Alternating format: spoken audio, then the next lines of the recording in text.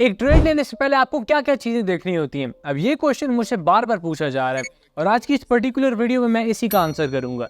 लेकिन मैं आपको एक चीज क्लियरली बता दूं कि इसका कोई स्ट्रेट फॉरवर्ड आंसर नहीं है कि मैं आपको बताऊं कि ये पर्टिकुलर चीज आपने देखनी है या ये पर्टिकुलर चीज देखनी है, बल्कि प्रॉपर एक सेट ऑफ रूल्स है जिसको आप लेके चलेंगे तभी आप एक प्रॉपर मैनर में ट्रेड को ले पाएंगे। तो वक्त जाया किए बगैर वीडियो स्टार्ट करते हैं और जानते हैं इस सारे कॉन्सेप्ट को। जब आप कोई भी एक पर्टिकुलर ट्रेड ले रहे होते हैं तो सबसे पहले तो मैं आपसे ये क्वेश्चन करूंगा कि आपको नॉलेज कितनी है, यानी आपके पास कितनी नॉलेज है। क्या आपको टेक्निकल एनालिसिस प्रॉपर आता है? क्या आपको फंडामेंटल एनालिसिस का पता है? आपको ऑन चेन एनालिसिस आता है? आपको रिस्क को मैनेज करना आता है?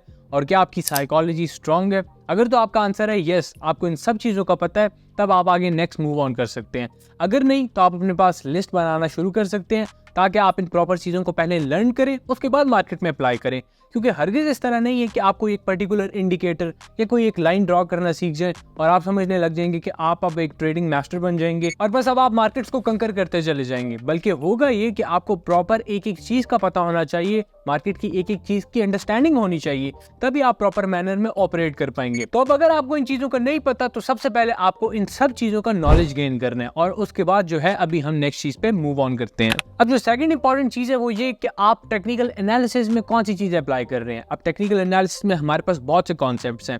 हमारे पास इसमें प्राइस सेक्शन है, हमारे पास स्मार्ट मनी कॉन्सेप्ट्स है, इनर सर्कल ट्रेडिंग है, इंस्टीट्यूशनल कॉन्सेप्ट्स है, अब हार्मोनिक पैटर्न्स भी एक अलग कॉन्सेप्ट है। तो अब आपको इस चीज का पता होना चाहिए कि आखिर कौन सा कॉन्सेप्ट है जो आप अप्लाई कर रहे हैं, जो आप लर्न कर रहे हैं। अब आप मेरी बात करें तो मैं आपको इस चैनल पे स्पेसिफिकली प्राइस सेक्शन सिखा रहा होता हूँ और प्राइस सेक्शन में हम फिर देखते हैं कि किस तरह जो है प्राइस रियल टाइम में बिहेव करती है, चार्ट पैटर्न्स फॉर्म करवाती है, सपोर्ट एरिया, रेजिस्टेंस एरिया, इन पर्टिकुलर लेवल्स को फॉर्म करवा रही होती है और इसी तरह कैंडलस्टिक्स और बाकी चीजें। तो सिंपली मैं आपको प्राइस सेक्शन मास्टर करवा रहा हूँ। अब अगर तो आप कोई और कॉन्सेप्ट लेके चल रहे हैं, चाहे वो स्मार्ट मनी कॉन्सेप्ट हो या कोई और कॉन्सेप्ट, तो आपको पता होना चाहिए कि उस पर्टिकुलर कॉन्सेप्ट के रिजल्ट्स कितने प्रूवन है।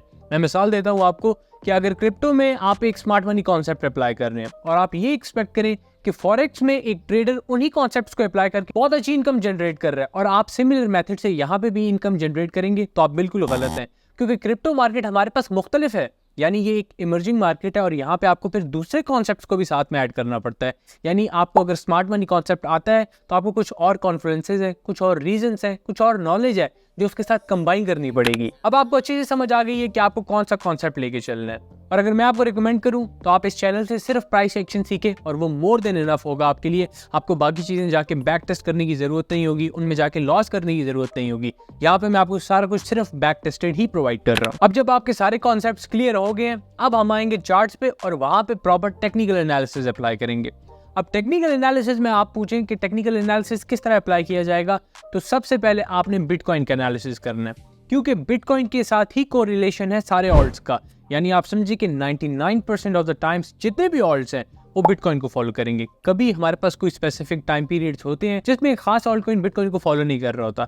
और अब आपने ये हरगिज नहीं समझना कि कोई एक स्पेसिफिक कॉइन होता है जो हर मरतबा बिटकॉइन के अगेंस्ट ट्रेड कर रहा होता है, ऐसा नहीं होता। बल्कि मुख्तलिफ रीजंस की वजह से अलग अलग कॉइन्स अलग अलग टाइम्स पे अलग अलग बिहेव कर रहे होते हैं। अब बिटकॉइन का एनालिसिस आपने इस तरह से करना है कि सबसे पहले आपने important support area, resistance area को मार्क करना है। ट्रेंड लाइंस कोई फॉर्म हो रही है, आपने उनको मार्क करना है। कोई खास स्पेसिफिक पैटर्न अगर फॉर्म हो रहा है तो आपने उसको भी आइडेंटिफाई करना है। अब ये आप करेंगे किस तरह? आपने टॉप डाउन नॉच को लेके चलना है। टॉप डाउन नॉच क्या कहती है कि आपने हाई टाइम फ्रेम से लोअर टाइम फ्रेम पे आना है। लेट्स सपोज आप 4 आवर पे ट्रेड कर रहे हैं। अब 4 आवर पे ट्रेड करते हुए एक सपोर्ट एरिया ब्रेक हुआ, ब्रेक होने के बाद कैंडल ने नीचे क्लोजिंग दी और आप एक्सपेक्ट करते हैं कि अब ये पर्टिकुलर कैंडल फर्दर और नीचे जाएगी, जबकि ऐसा नहीं होता और वो फौरन से बाउंस बैक करके उस एरिया को रिक्लेम कर लेती है। अब यहाँ पे आप समझ रहे होते हैं कि वो फेक आउट हुआ है, लेकिन अगर आप एक बिगर पिक्चर में देखें तो वो सिर्फ डेली टाइम फ्रेम की एक विक होती है। तो यहाँ पे जो टॉप डाउन नॉच है आपको बताती है कि आपने हायर टाइम फ्रेम से लोअर टाइम फ्रेम की तरफ आना है। लेट्स सपोज आप 4 आवर पे ट्रेड कर रहे हैं, तो सबसे पहले आप वीकली लेवल्स को मार्क करेंगे, फिर आप डेली लेवल्स को मार्क करेंगे, उसके बाद आप 4 आवर टाइम फ्रेम पे आएंगे। ऐसा ना हो कि आपको 4 आवर पे बहुत अच्छी एंट्री नजर आ रही हो और आप एंट्री लें और ऊपर ही हमारे पास वीकली रेजिस्टेंस मौजूद हो। तो आपको सारे टाइम फ्रेम के इंपॉर्टेंट लेवल्स का पता हो, इंपॉर्टेंट ट्रेंड लाइन का पता हो, आपको पता हो कि कौन सा जो पैटर्न है फॉर्म हो रहा है, अगर तो कोई पैटर्न फॉर्म हो रहा है। अब जब आपने बिटकॉइन के एनालिसिस कर लिया तो मैं आपको एक बात अच्छे से बता दूं कि आपको प्रॉपर नॉलेज होनी चाहिए। मैं फिर इस बात पे स्ट्रेस कर रहा हूं, आपको पता हो क्या RSI जो है मोमेंटम की डाइवर्जेंस शो कर रहा है, आपके पास वॉल्यूम किस तरह से आ रहा है, कैंडलस्टिक्स क्या शो कर रही है, ये सारा कुछ प्रॉपर नॉलेज में ही आएगा। तो ये मैं स्पेसिफिकली अब आपको एक एक करके मार्क नहीं कर सकता, लेकिन आपको इन जनरल आइडिया लग चुका है। अब बिटकॉइन के एनालिसिस के बाद आप बिटकॉइन के साथ जो कोरिलेशंस हैं उनको स्टडी करेंगे। यानी कोरिलेशंस में हमारे पास आ गया डिक्सी, हमारे पास आ गया S&P 500, उनको देखते हुए आप स्टडी कर सकते हैं कि बिटकॉइन किस तरह से परफॉर्म कर सकता है। आप लिक्विडेशंस को जाके देख सकते हैं, सबसे पहले टेक्निकल एनालिसिस, उसके बाद जो है फिर आप लिक्विडेशंस को देख सकते हैं, क्योंकि market most of the time सिर्फ लिक्विडेशंस को ग्रैब करने के लिए ही मूव करती है। लेकिन आप में से बहुत से लोग ये समझते हैं कि बस मार्केट ऊपर नीचे लिक्विडेशंस को ग्रैब कर रही होती है। ऐसा हरगिज नहीं है, मार्केट टेक्निकल लेवल्स को भी रिस्पेक्ट करती है और आप ट्रेड इस तरह से करेंगे। लेट्स सपोज आप एक्सपेक्ट कर रहे हैं कि प्राइस ऊपर जाएगी, आप क्या करते हैं, ब्रेकआउट का वेट करते हैं, ब्रेकआउट के बाद आप रीटेस्ट पे एंट्री ले लेते हैं। अब होगा ये कि अगर तो लिक्विडेशंस बहुत ज़्यादा अपसाइड पे, तो बहुत हाई प्रोबेबिलिटी है कि मार्केट उन लिक्विडेशंस को जाके ग्रैब करे। लेकिन अब ऐसा नहीं है कि हमारे पास प्राइस बहुत इंपॉर्टेंट सपोर्ट पे है और नीचे कोई हमारे पास लिक्विडेशंस मौजूद है, आप एक्सपेक्ट करें फॉरन से उन लिक्विडेशंस को ग्रैब कर लिया जाए। चीज़ें इस तरह से वर्क नहीं करती है। आपको प्रॉपर मार्केट में टाइम स्पेंड करना होगा, एक्सपीरियंस थोड़ा सा गेन करना होगा, एक्सपोजर गेन करना होगा, तब आपको समझ आएगी रियल टाइम में ये चीज़ किस तरह से जो है परफॉर्म हो रही होती है। अब ये आपको समझ आ गया है बिटकॉइन का एनालिसिस, आपने लिक्विडेशंस को जो है चेक कर लेना है, आपने बिटकॉइन को जो इंपॉर्टेंट रिलेशंस हैं उनके साथ मेजर करना है, यानी डिक्सी हो गया, S&P 500 हो गया। बिटकॉइन की डोमिनेंस रिलेशंस को आपने स्टडी कर लेना है कि मनी का किस तरह फ्लो है। अब USDT डोमिनेंस को जाके देख सकते हैं कि क्या बिटकॉइन से मनी निकल सकती है या बिटकॉइन में मनी आ सकती है। उसके बाद आप जो है टोटल कैप को देख सकते हैं एक बिगर पिक्चर के लिए कि किस तरह से जो हमारे पास टोटल क्रिप्टो का मार्केट कैप है अपनी रेजिस्टेंस को पहुंच रहा है, अपने सपोर्ट को पहुंच रहा है। अब मैं ये नहीं कहूंगा कि आपने हर ट्रेड से पहले ये चीज़ करनी है। आप एक मरतबा जब एनालिसिस करके इस चीज़ को अपने पास मार्क करके रख लेंगे तो ऑब्वियसली वो काफ़ी टाइम के लिए वैलिड रहेगी। उसके बाद जब वो इनवैलिड हो जाए आप फिर से सारा एनालिसिस जो है अप्लाई कर सकते हैं। और इस तरह आपने जो बिटकॉइन एनालिसिस है और बकिया जो एनालिसिस है उनको परफॉर्म करना है, ताकि आपको पता लगे कि मनी का फ्लो किस तरह से हमारे पास जो है अभी ऑल्ट्स में जाने वाला है या ऑल्ट से निकलने वाला है। अब बिटकॉइन के एनालिसिस के बाद आपने ऑल्ट कॉइन पे जाना है। अब ऑल्ट कॉइन्स में जाके आपने अपनी बैक टेस्टेड जो स्ट्रेटजीज हैं उनको अप्लाई करना है। अब बैक टेस्टेड स्ट्रेटजी कोई भी हो सकती है, लेकिन उसके रिजल्ट्स जो है ऑब्वियसली प्रूवन होने चाहिए। लेट्स सपोज आपने 100 ट्रेड्स लिए तो आपको पता हो कि 70 to 80% ऑफ द टाइम्स वो पर्टिकुलर सेटअप एक विनिंग सेटअप है। उसके बाद आप उस पर जो है ट्रेड कर सकते हैं, क्योंकि इससे आपकी साइकोलॉजी भी जो है स्ट्रांग हो जाएगी। और जब आपको पता है कि एक चीज़ back to back play out हुई है, उसने वर्क किया हुआ है, तो आपका कॉन्फिडेंस खुद ब खुद ही बूस्ट हो जाएगा। लेकिन आपने यहाँ पे रिस्क को हरगिज मैनेज करना नहीं भूलना।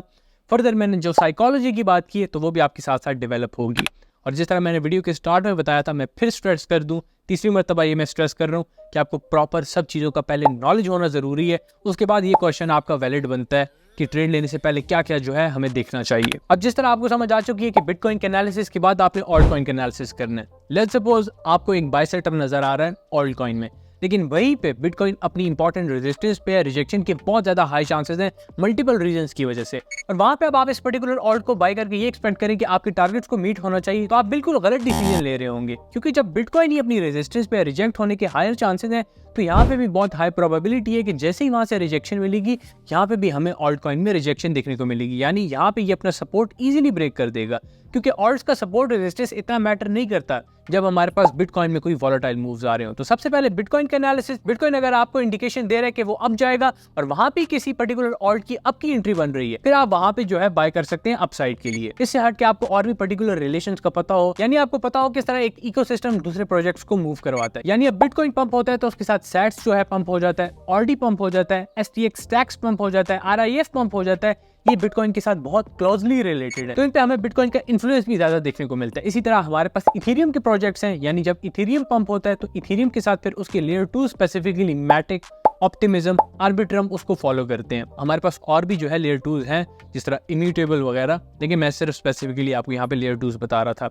और जिस तरह भी हमारे पास बिटकॉइन ETF अप्रूव हुआ था, तो बिटकॉइन इकोसिस्टम के प्रोजेक्ट्स ने बहुत एक्सेप्शनल रिटर्न्स दिए। सिमिलरली इथेरियम ETF के बाद भी जब इथेरियम में दोबारा एक मेजर पंप आएगा अभी, तो हमारे पास जो इथेरियम इकोसिस्टम के प्रोजेक्ट्स हैं वो भी काफी अच्छा इसको फॉलो करेंगे। तो आपको पता होना चाहिए कि कौन सा पर्टिकुलर कॉइन किस तरह से दूसरे प्रोजेक्ट को फॉलो कर रहे होते हैं। जिस तरह हमारे पास अब सोलाना है, तो सोलाना इकोसिस्टम में जो प्रोजेक्ट्स हैं फिडा, रे, JTO, JUP, ये भी सोलाना के पंप होते हैं, लेकिन शर्त ये है कि इनका टेक्निकल जो सेटअप है वो अच्छा बन रहा हो। सिमिलरली हमारे पास थीटा पंप होता है, T फ्यूल पंप हो जाता है, FX पंप होता है, जो पंप हो जाता है, नियो पंप होता है तो गैस पंप हो जाता है। लेकिन मैं फिर आपको याद दिला दूं कि रीजनिंग सेम है कि हमारा जो टेक्निकल सेटअप है वो प्रॉपर्ली अप्लाई होना चाहिए। बेशक ये इकोसिस्टम का जो लीडर है वो पंप हो रहा हो, लेकिन जरूरी नहीं है कि कि आप किसी भी रैंडम उसके इकोसिस्टम वाले प्रोजेक्ट में एंट्री ले लें। लेट्स सपोज सोलाना पंप हुआ और आपने JUP में एंट्री ले ली सिर्फ इस वजह से कि मैंने कहा, बल्कि आपका प्रॉपर खुद का बैक टेस्टेड सिस्टम हो, वहाँ पे अप्लाई हो रहा हो, तब आप उसमें एंट्री लेंगे। लेकिन मकसद सिर्फ बताने का ये है कि वहाँ पे हायर चांसेस बन जाते हैं सक्सेस के,